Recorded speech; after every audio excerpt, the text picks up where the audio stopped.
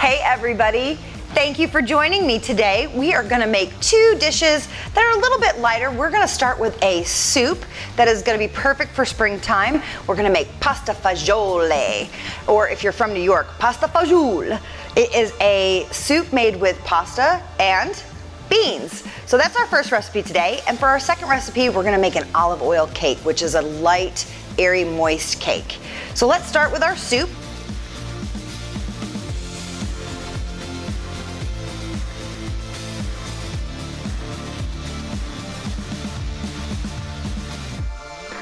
First thing we need to do is put some olive oil in our soup pot. And you'll notice I've got a fairly large soup pot.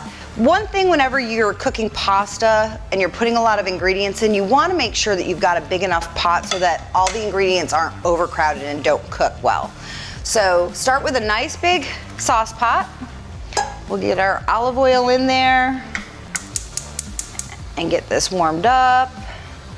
And my stovetop heats up really, really fast, sometimes too fast.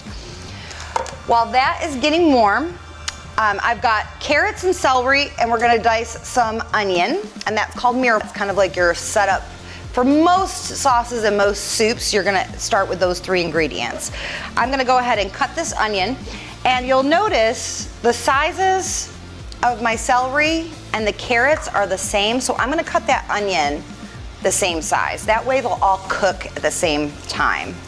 One won't cook faster than the other. So the first thing I do, if you've never cut an onion, and you've probably seen video after video after video of this, but this is the way professional chefs do it.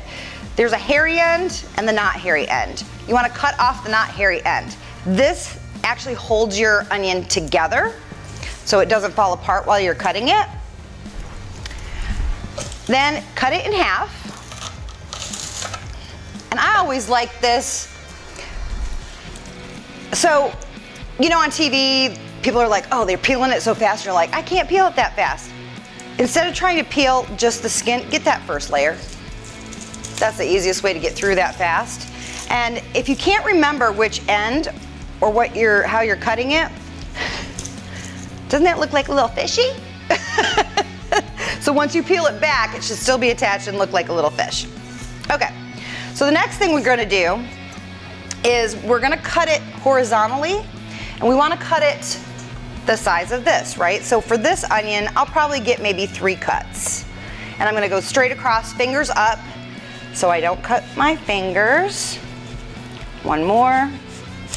Oh, see, that's why you have your hand up, because if my fingers were down, I would have, that would have been fun on TV. Okay, and then we're gonna go down. And again, same width that you're trying to get in your dices.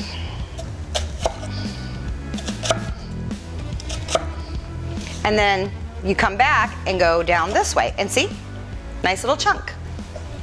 So that is how you quickly dice an onion. Perfect. All right, let me get that skin out of the way. I think our oil is hot, and we are going to put our carrots, celery, onion without the skin,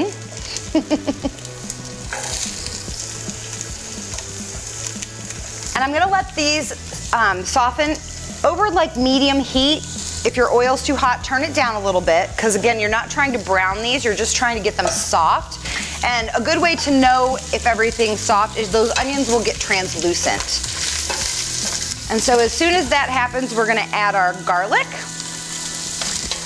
Safer to add garlic after you've already got some other things in your pot because it burns so quickly. And so this kind of protects it from getting scorched and bitter. So we'll add some garlic. And then we will add our beans. I'm gonna need to strain these. Some people like to put a little bit of the juice. If you want some of that starchiness, that starchy water to kind of thicken your soup, I would add a little bit of the brine that it's sitting in, but I like to rinse my beans before I put it in my soup. So let me go ahead and take care of that. We'll be right back. I've drained the beans, and I'm using 2 kinds of beans here. I'm using cannellini and barlotti. They are both an Italian product, and I got them from Italy. And if you look at the can, it actually says Fagioli because fagioli means beans in Italian. So we'll add our beans. We don't really need those to kind of brown or anything, so let's go ahead and add our tomato products. I'm using an Italian fresh diced tomato.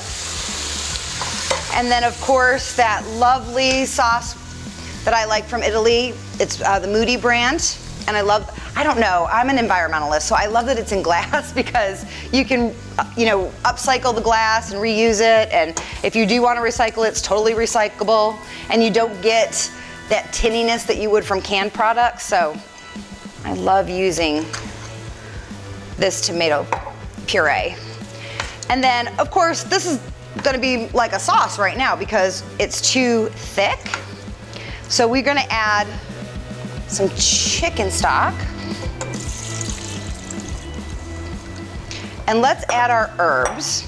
So I've got Italian herbs. There's basil, oregano, rosemary. And I like a lot of herbs in my soup. Bring out that flavor. Fresh parsley. Crushed red pepper. Now, depending on how spicy you like your soup, that's a good amount to put in there. You could probably do half of that if you want it not as spicy, but I'm a redhead, I like things spicy. So I'm gonna put that whole thing in there. And then bay leaf. And last but not least, I like to put cheese rind in my soup. It really just creates a different level of flavor. It creates kind of like an unctuousness and an earthy and a nuttiness to your soup. So we're just gonna toss that rind in. And this needs to simmer, I would say at least 20 minutes, but the longer you have to let it simmer, the more those flavors are gonna develop. And let's not forget either, we have to season everything. So let's add some salt.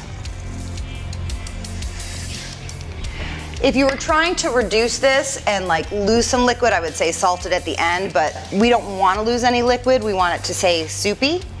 So I'm gonna go ahead and add my salt and pepper now, and then we're gonna cover it so that we don't have any liquid evaporate. And once this is kind of the flavor that you want, then we're gonna add our pasta. You can use a small pasta. I found these little farfallini, and they're so cute. They're the little bow tie pasta, but they're so tiny. You could use a ditalini pasta. If you're using a fresh pasta, you're gonna wanna put that in about 3 to 4 minutes before you serve the soup. We'll put this in about 10 minutes before we're ready to serve the soup, because if we put it in now, they're gonna overcook and kind of decompose as we let this simmer. So we'll let it simmer till we're about ready. 10 minutes before we're about to plate it, we will toss in our pasta.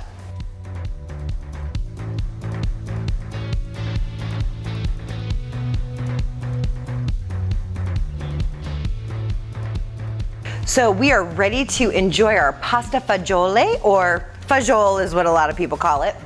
But fagioli is the correct pronunciation in Italian. And I put the pasta in about 10 minutes ago. So it is al dente. It's got a little bit of tooth to it, but it's definitely cooked. Piping hot, but it is a beautiful, look at that, hearty soup. A little more broth.